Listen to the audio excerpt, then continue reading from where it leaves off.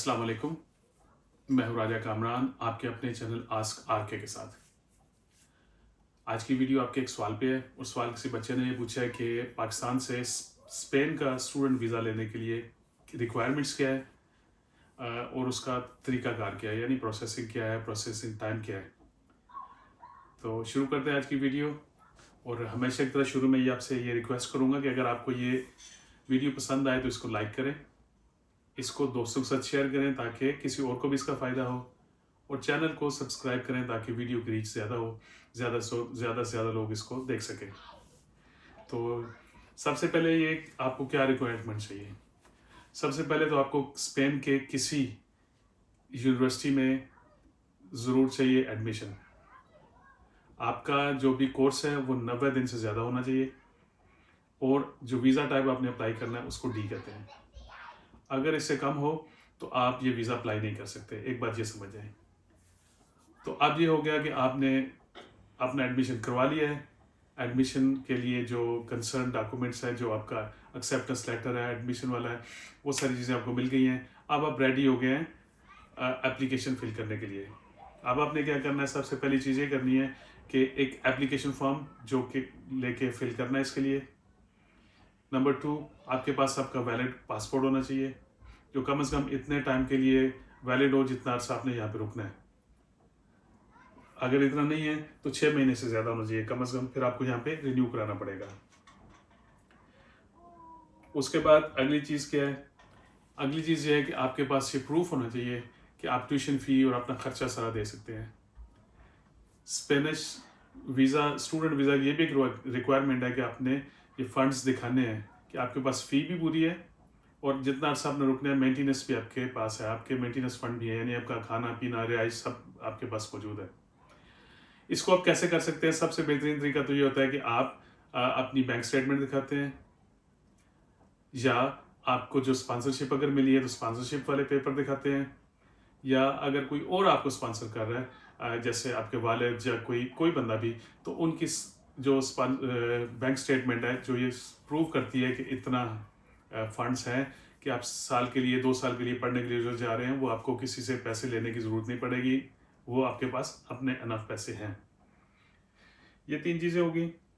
उसके बाद अगली चीज़ है कि proof of accommodation in Spain, यानी आप स्पेन में कहाँ पे रहेंगे। जाने से पहले आपने ये भी बंदोबस्त करके जाना है। ऐसा नहीं है कि आप वीज़ा लेके चले जाएं और एयरपोर्ट पे जाकर उन्हें बताएंगे मैं किसी होटल में रुकूंगा, फिर अकोमोडेशन ढूंढूंगा, वो इसको पसंद नहीं करते। पसंद करते हैं कि आप प्रूफ ऑफ अकोमोडेशन दिखाएं, आप बताएं कि जी मैं फला जगह पे रुकूंगा।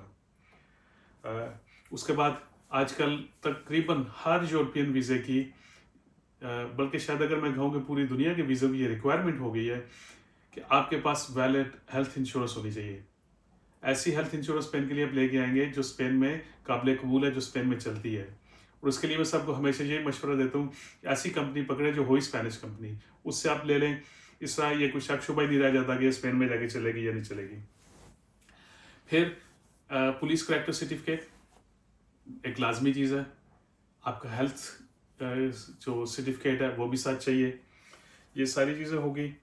और जितने भी डॉक्यूमेंट्स स्पेन में आपने जमा कराने हैं, जो जो स्पेनिश नहीं है, यानी जो वहाँ से लेटर आया वो नहीं, जितने भी पाकिस्तानी डॉक्यूमेंट्स आप साथ लगा रहे हैं, सब के सबको आपने अपोस्टाइल करवाना है, और सबको आपने स्पेनिश में ट्रांसलेट भी कराना है, और ट्रांसलेटेड को भी अपोस्टाइल कराना है। सो बेहतर तरीका ये होता है कि पहले इसको ट्रांसलेट कराएं, फिर सारे डॉक्यूमेंट्स को आपके ओरिजिनल वाले भी और ट्रांसलेशन उन सबको अपोस्टाइल करवा लें। इस तरह ये आपकी रिक्वायरमेंट पूरी होगी। फिर प्रोसेसिंग का क्या तरीकाकार है। अब आप एप्लीकेशन थ्रू BLS, TCS या किसी कंपनी के थ्रू जमा कराएंगे। मेरा ज़ाती मशवरा ये है कि कम से कम 6 महीने पहले अप्लाई करें।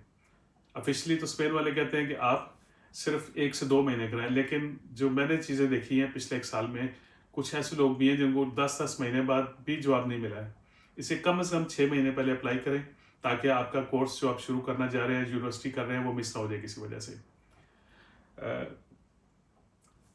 ये सारा तरीकाकार था।